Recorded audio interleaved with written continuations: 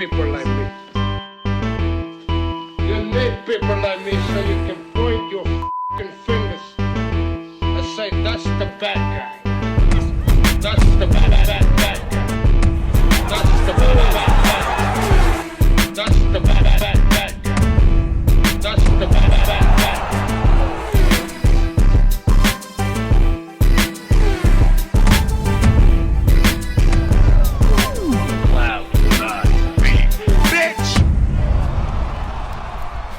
Welcome to the motherfucking relay. We're covering today's top boxing news. Ow! Okay, we'll start with this. The upcoming women's bantamweight WBO title fight between the champion, Dina Thorslund, and the challenger, Deborah Anna E. Lopez, set to go down next month. Next month on the 25th. Here's what you need to know. Dina Thorslund sports professional record of 18 wins, no losses, and no draws. 7 knockouts. To Deborah Anna E. Lopez, the former champion who sports a professional record of 20 wins with 1 loss, 1 draw, 1 knockout. only 1 recorded knockout. It is safe to say that Dina Thorslund is not just the naturally bigger woman, but the bigger puncher as well, the bigger puncher of the two. One of these fighters is more finesse than ferocity, and that would be Deborah Anna E. Lopez. Deborah, who only saw action once last year, just once, and that was a decision loss to her countrywoman, Tamara DeMarco, for what was the WBO title. In the flyweight division. That was a flyweight contest, and Deborah Anna E. Lopez, once upon a time, was a reigning flyweight champion, though not anymore. This upcoming contest with Dina Thorslund, this is 2 divisions north of flyweight at bantamweight. Bantamweight, that's 118 pounds. It's where Ebony Bridges reigns as that division's IBF champion. Mexico's own Yuli Hangluna, she's got the WBC. Dina Thorslund's got the WBO, and Nina Hughes has got the WBA. Will former WBO champion Deborah Anna E. Lopez upset the apple cart for Dina Thorslund? Will she make a splash at 118 pounds? I really don't think so. If I'm being honest, Dina Thorslund may not be the most well-known bantamweight champion, but she really is one of the more experienced champions of the 4. She's a 2-division champion overall. And she, like Deborah Anna E. Lopez, only saw action once. Just once last year opposite the ring, Niorquis Carreno, in April of last year. But I heavily favor Dina to win this fight, and here's why. Deborah Anna E. Lopez, the former WBO flyweight champion, has always been more finesse than ferocity. And at her very best, she's an outside fighter. She's a pure boxer, sticking and moving and staying on the outside to create space. She's not particularly fluid or capable mid-range to inside in the pocket. She doesn't like pressure. She don't like high-paced fights. More akin to fighting at a controlled pace where she's managing the distance and creating space, staying on the outside, working off the jab or working off the counter. She doesn't want to mix it up mid-range to inside the same way that Dina would. And Dina, being the naturally bigger fighter and the bigger puncher of the 2, Dina's going to push the pace. She's going to apply pressure. if Deborah Anna E. Lopez couldn't handle the pressure from Tamara DeMarco, a flyweight, just imagine what's going to happen opposite the ring, Dina Thorslund, when she lets her hands go. Dina Thorslund, whose signature punch is the leaping left hook to the midsection, leaping left hook to the body. I've seen her land that punch quite a few times, and the woman opposite the ring seldom ever takes it well. I don't think Deborah Anna E. Lopez is going to take it well. Deborah Anna E. Lopez, who for my money is not an authoritative enough puncher to keep Dina Thorslund out. Not a prolific enough puncher to keep up with her. Not comfortable enough in the pocket to hold the center of the ring and stand her ground. No, quite the opposite. Deborah Anna E. Lopez is more likely to move lateral and back up, find her back on those ropes. Tempting to stay out of harm's way. Whereas Dina Thorslund, Dina's more spiteful. Dina is more aggressive. She wants to mix it up. She wants to crowd you, wants to punish you. Dina Thorslund, one of the lesser-known champions in the women's bantamweight division, but rest assured, one of the more dangerous champions. She's definitely more experienced than Nina Hughes, definitely more experienced than Ebony Bridges. A 2-division champion, having reigned as a champion in both the super bantamweight and the bantamweight divisions. And a spiteful fighter, a spiteful puncher. Deborah Anna E. Lopez, comparatively, she wasn't a big puncher at flyweight. She's not going to suddenly become one at bantamweight. Stylistically, she is at a great disadvantage. I think Dina Thorslund is going to overwhelm her. I think Dina Thorslund is going to outwork her. Conservatively, the logical pick would be Dina Thorslund on points. Dina will have home field advantage. This is going down in her neck of the woods. in Denmark. But along with other outlying factors, Dina Thorslund is the safe choice, whether by decision, knockout, or technical knockout. Dina Thorslund has the minerals, has the ingredients. And the fight is happening so early in the year, in only the second month of 2023.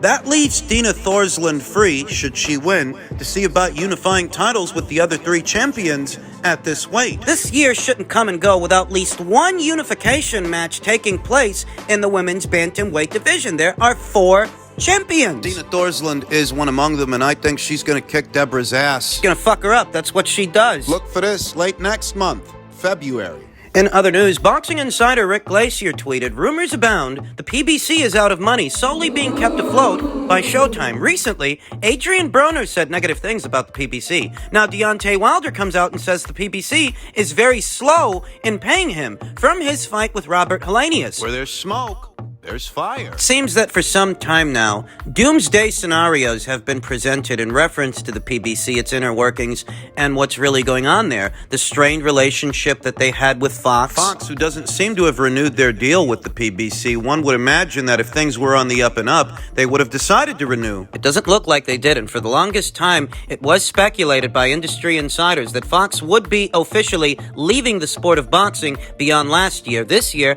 I know of no comprehensive schedule fights or no fights happening on Fox or its affiliate networks. To be completely honest with you, Showtime hasn't released a comprehensive schedule of fights either. Every fight they're putting on is being billed as a pay-per-view. There are still those out there who are unwilling to accept this doomsday scenario in reference to Showtime and Al Haymon's PBC. A Twitter user that goes by the name JB Sports said, "Meanwhile, Showtime is putting on a pay-per-view fight at the MGM Grand, March 25th, featuring the number 2 and number 3 super middleweights, Benavidez versus Plant, and on April 15th, it's Tank versus Ryan. On May 27th, Spence versus Thurman, and May 6th or June 17th, Wilder versus Ruiz, plus regular Showtime cards through February and March." Sounds good. But I think what JB Sports fails to realize is most every single fight that he mentioned was a box office fight. Most every single fight that he mentioned was a pay-per-view. Not dissimilar from what we saw from Fox the last year or so. After a while, the only kind of fights you were seeing on Fox were pay-per-views. And the story with that was that Fox was unwilling to bankroll any more boxing matches, and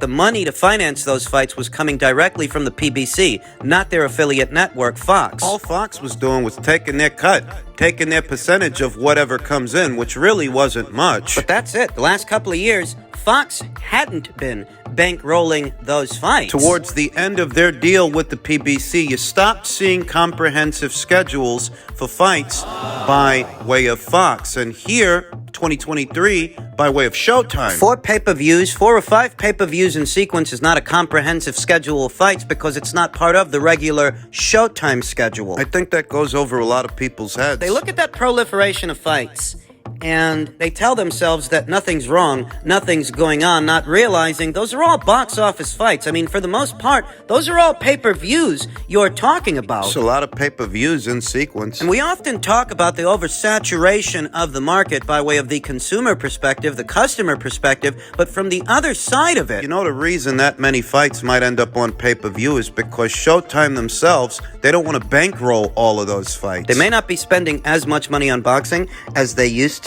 The annual budget for boxing may have in fact shrunk over time based on declining viewership, declining metrics, and that many more Americans cutting the cord. Cutting cable. The viewing experience these days is a lot more customized than it used to be, and people only want to pay to see what they actually watch. You look at all those fights on the schedule and you tell yourself that nothing's wrong, not realizing those are mostly box office fights, mostly pay-per-views. And the reason that Showtime might stick that many fights on pay-per-view is because they're not going to bankroll all those fights themselves. They're hoping that the additional revenue will come from me and you. The pay-to-fight is the kind of guarantees they want. Cover the operational costs. They stick them on pay-per-view in order to supplement the effort. It goes over their heads. Think about it. Why is Benavidez versus Plant being billed as a box office fight when neither one of those two guys are even champions? Is a fight like Errol Spence Jr. versus Keith Thurman really box office worthy? Is it really? I mean, Garcia versus Davis I could see, and even Wilder versus Ruiz. But not every box office fight the PBC puts on is box office worthy.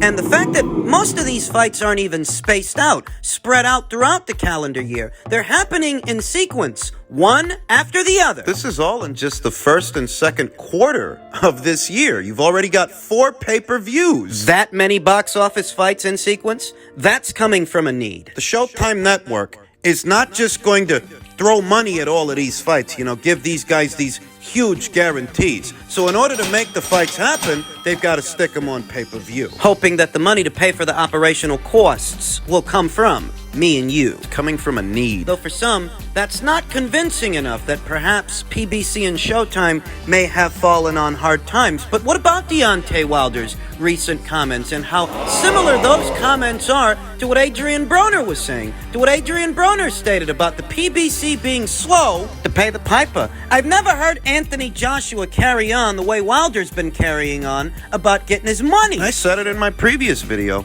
These guys don't ask themselves, why is what Deontay Wilder's saying sound so similar to what Adrian Broner was just saying, what he's been saying? PBC may have fallen on hard times. Some guys, they don't want to accept that. And perhaps that wasn't always the case. Surely it wasn't, but it might be here today. Is it possible that Showtime's annual budget this year isn't what it used to be in previous years? Is it possible that Al Haymon has run out of money? That's the rumor. If the annual budget has shrunken over time, what can they do? Put a bunch of fights on pay-per-view. Hope that the money to pay for those fights comes from me and you. I mean, the guarantees to these fighters, if you've been paying attention. Crawford wasn't guaranteed anything, and that's confirmed on both sides. If Showtime really were on the up and up, they would have been able to offer Terrence Crawford a sizable guarantee to ensure that he's on board. And ensure that the fight happens. But that's if they actually wanted the fight to happen, which is a separate conversation. Look at the kind of guarantees their own fighters get. Nothing astronomical, if anything. Many of these guarantees are quite nominal. The network itself is not staking a whole lot of its own money to bankroll these fights because they're hoping the money comes from the pay-per-view. Because they don't want to risk it themselves. They don't want to gamble. And why would they? Pay-per-views ain't exactly selling like hotcakes, and why would they when there's this many? Ask yourself. Why is PBC putting out more pay-per-views than anybody else? Top Rank ain't putting on this many pay-per-views. Neither is Matchroom or Golden Boy. Ruiz versus Areola. Ortiz versus Martin. Ortiz versus Ruiz. Those needed to be pay-per-views. You couldn't have put that on regular television? Those fights needed to be put behind a paywall. Or is it that you resorted to putting them behind a paywall because the annual budget couldn't cover them? Thurman versus Barrios. You couldn't put that on regular television. You had to bill that as a pay-per-view. Two guys coming off of losses. One guy who hadn't fought in 2 years, and the other who had just got knocked out in his previous fight. This is what passes for a pay-per-view. And that didn't seem strange to you? The number of fighters with sparse schedules of activity, like Keith Thurman, who only fought once. Just once all of last year. Is it possible that a part of the reason, at least a part of the reason PBC fighters are so inactive is because they can't afford to keep them more active? The writing is on the wall. I just think some guys refuse to read it. Not all pay-per-views are pay-per-view worthy. But this one is. De La Hoya backs Tank versus Garcia to generate close to 2.5 million buys. That number seems astronomical in today's day and age. Is it possible that between Showtime and DAZN, 2.5 million seems like a stretch. De La Hoya, who promotes Ryan Garcia, came together with Premier Boxing Champions Showtime and DAZN to make the Davis versus Garcia fight happen? We're all working together to blow this one out of the water, De La Hoya said on the MMA Hour. We want to make sure that this event here, because it's such a special fight, we want to make sure that this fight does 2.5, 3 million homes. This is that type of event. Realistically, it does close to 2.5. Realistically, I think most people would agree that it can do half that number. Quality control in tandem with anticipation has a palpable effect on a fight's buy rate. Not all pay-per-views are created equal. Not all fighters are in demand, high demand. This is one of the few pay-per-views, the very few pay-per-views set to go down in the near future that actually is pay-per-view worthy. A fight that's been years in the making. Two young guys. They have their followings. It's real, De La Hoya said. I can assure you it's going to happen April 15th, 100%. It's a matter of just crossing the T's, dotting the I's. We have the contract in our hands. It's a very complex, very complicated contract. These big fights take a big deal of patience and negotiations, but it's actually been a pleasure to work with the other side, with PBC, making this fight. They understand that this is the biggest fight in boxing to make. This is a fight where you have two undefeated fighters, you have two fighters who are in their prime, you have two fighters who are the best at what they do. So yeah, this is the biggest fight that boxing can have, so I'm excited about it. This is not the biggest fight in boxing. It's big, don't get me wrong, don't misunderstand me, but it's not the biggest fight in boxing, and neither Ryan Garcia or Gervonta Davis are the quote-unquote best at what they do. Neither Gervonta or Ryan has proven themselves to be the best lightweight or the best super lightweight. And that's because they have both jointly put off fighting their other contemporaries at or around these weights to face each other. Though it's not proven that Gervonta or Ryan is the best 135 or the best 140 pounders. It seems that between Showtime and DAZN, Garcia versus Davis will be distributed.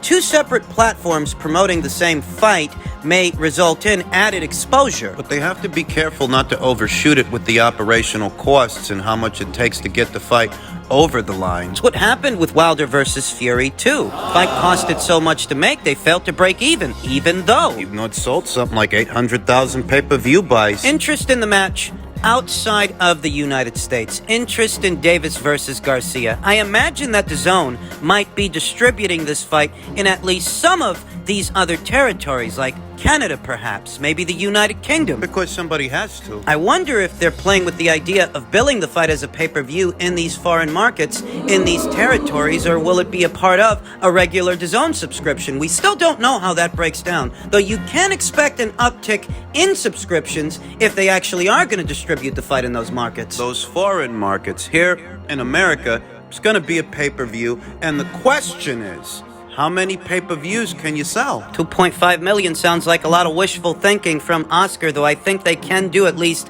half that number. Domestically, remember, you still have piracy to think about. DAZN and Showtime are jointly involved, though I have to say, given the previous segment, Showtime needs this. Showtime needs this fight to happen, perhaps a little more than DAZN does. This would be the biggest fight they've put on in some time. I mean, think about it. What was the biggest fight that Showtime put on last year, or the year before that? Don't confuse Wilder versus Fury 2 and 3 as Showtime fights. Those were Fox pay-per-views, Fox and ESPN jointly, not Showtime. Showtime needs this. No other fight they're set to put on in the near future. No other fight like this fight has the potential to draw upwards of 1 million pay-per-view buys. They need it to happen, though it does feel like they're not doing themselves any favors given how many other pay-per-views are set to happen at or around that time. This is going to be Gervonta Davis' 6th pay-per-view appearance, Ryan's first. Will his millions of followers on social media actually translate? Is that going to translate into dollars?